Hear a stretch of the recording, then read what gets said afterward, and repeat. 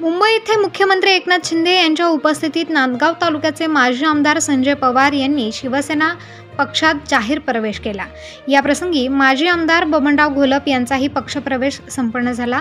यावेळी शिवसेना सचिव भाऊसाहेब चौधरी, दादा भुसे, खासदार हेमंत गोडसे, नांदगाव विधानसभा मतदारसंघाचे आमदार सुहास कांदे तसेच मतदारसंघातील शिवसेना पदाधिकारी मोठ्या संख्येने उपस्थित होते। प्रतिनिधी किरण काळे, नांदगाव।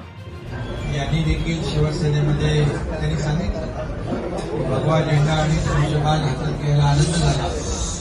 त्यांचंही मनापासून स्वागत करतो, त्यांचंही मनापासून अभिनंदन करतो। आणि त्याचबरोबर आरपीआयचे जिल्हाध्यक्ष नगर